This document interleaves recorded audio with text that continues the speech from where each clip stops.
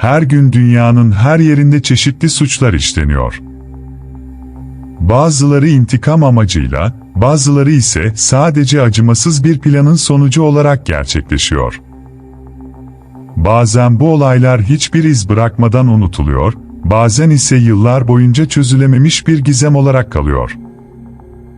Ancak öyle cinayetler vardır ki, onların etkisi uzun yıllar boyunca insanların hafızasından silinmez. Size anlatacağım olay ise sadece heyecan verici değil, aynı zamanda sizi derinden sarsacak olan Katia Coleman cinayetidir. Amerika Birleşik Devletleri'nin Indiana eyaletinde bulunan Crooksville şehrinde bir olay gerçekleşti. Bu küçük şehirde sadece yaklaşık 1500 kişi yaşıyordu ve son 25 yılda neredeyse hiç ciddi bir suç ya da cinayet işlenmemişti. Ta ki 2005 yılının kış ayına kadar. Polisin titiz ve dikkatli çalışması, bu esrarengiz davanın çözülmesini sağladı. Crooksville şehrinde Angela Coleman ve 10 yaşındaki kızları Katia'dan oluşan Coleman ailesi yaşıyordu. Bu küçük aile mutlu bir hayat sürdürüyordu. Baba John, kızı Katia'nın onun için sadece bir evlat olmadığını, aynı zamanda en iyi arkadaşı olduğunu söylüyordu. Katia, babasıyla sık sık garajda vakit geçiriyor, ona araba tamiri hakkında sorular soruyordu. Ancak 25 Ocak 2015 günü, Coleman ailesinin mutlu yaşamı korkunç bir trajediyle sona erdi. O gün Katia okuldan eve döndüğünde annesi Angela evdeydi, babası ise henüz işten dönmemişti. Saat 15:20'de Angela, kızından en yakın süpermarketten bazı yiyecekler almasını istedi. Bu istek şehirde oldukça normaldi çünkü burası güvenli bir yerdi ve çocuklar genellikle tek başlarına dışarı çıkabiliyordu. Katia daha önce de birçok kez markete yalnız gitmişti. Ancak bu kez Katia eve dönmedi. Başlangıçta Angela endişelenmedi. Kızı bazen arkadaşlarıyla vakit geçirip eve geç dönebiliyordu. Ancak saatler ilerledikçe endişe büyüdü. Saat 19:00 olduğunda baba John işten eve döndü ve çift hemen kızlarını aramaya başladı. Arkadaşlarını tek tek aradılar, Katia'nın gidebileceği her yeri kontrol ettiler ama hiçbir iz bulamadılar. Bunun üzerine John hemen polisi aradı. Bu şehirde daha önce hiç kayıp ihbarı yapılmamıştı. Polisler başlangıçta Katia'nın kısa süre içinde bulunacağını düşündüler. Dedektifler, kızın o gün gittiği her yeri kontrol etmeye başladı. Süpermarket çalışanı Katia'nın dükkana geldiğini doğruladı. Bazı görgü tanıkları ise, onun 16:00 civarında tren rayları boyunca yürüdüğünü söylemişti. Ancak ondan sonra Katia'yı gören olmadı. Arama çalışmaları tüm şehirde devam etti.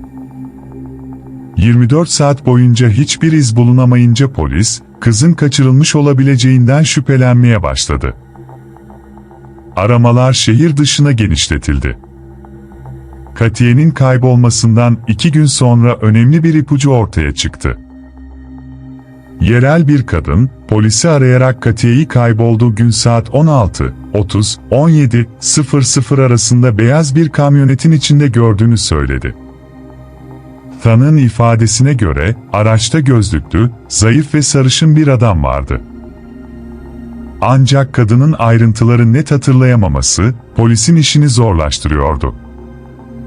Yine de polisler, tanığın tarife göre bir robot resim çizdi ve beyaz bir Ford F-150 kamyonet aramaya başladı.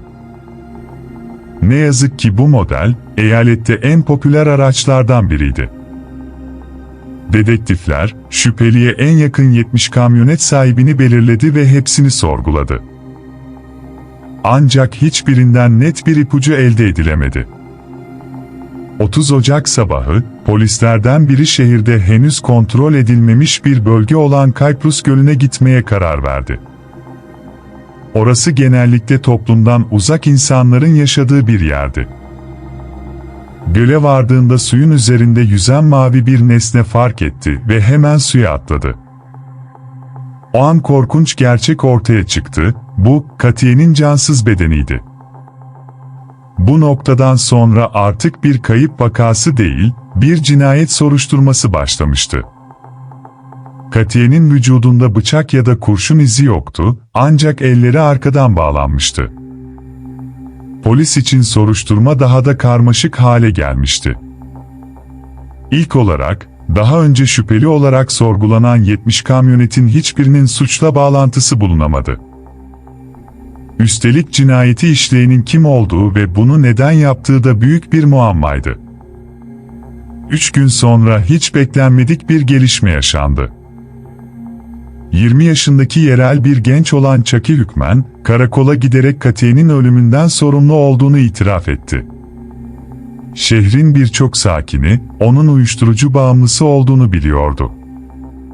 Çaki, o gün demiryolu yakınlarındaki terk edilmiş bir evde arkadaşı Timothy ile yasa dışı madde kullandıklarını, Katiye'yi burada gördüklerini ve korktukları için onu kaçırdıklarını söyledi. Kızı göle götürüp korkutmak istemişlerdi ama Katiye ellerinden kaçıp suya düşmüştü. Ancak bu itiraf, kısa süre sonra şüpheli hale geldi.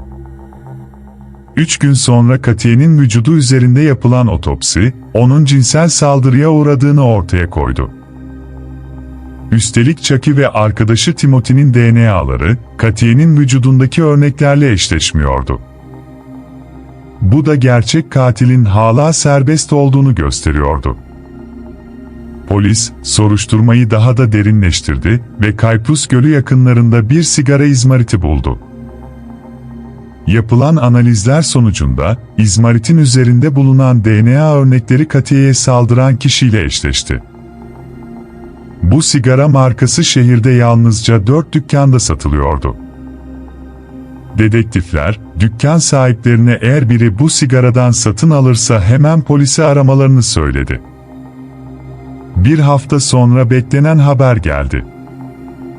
Beyaz bir kamyonette gelen bir adam, bu sigarayı satın aldı. Plaka numarasını inceleyen polisler, adamın 40 yaşındaki Anthony Salcombe olduğunu öğrendi. Üstelik Anthony, daha önce şüpheli olarak sorgulanan ancak suçsuz olduğu düşünülen kişilerden biriydi. DNA testleri yapıldığında korkunç gerçek ortaya çıktı, Anthony'nin DNA'sı, Katiye'nin vücudundaki örneklerle birebir eşleşiyordu. Polisler hemen onu tutukladı. Ancak bu dava burada bitmedi. Anthony hapse atıldı, fakat Katiye'nin kuzeni Warred Harris, onunla aynı hapishanedeydi. 22 yaşındaki Warred, hırsızlık suçundan dolayı yatıyordu ve 6 ay içinde tahliye edilecekti. Ama Katiye'nin katilini öğrendiğinde, artık tahliye olmak umurunda değildi. 22 Eylül 2006'da Anthony'nin hücresine girerek onunla yüzleşti. Kısa bir süre sonra Anthony ölü bulundu. Warred, hücresinden çıktığında göğsüne kazınmış bir mesaj vardı, Katiye'nin intikamı. Bu olayın ardından Warred, 7 yıl daha hapis cezası aldı.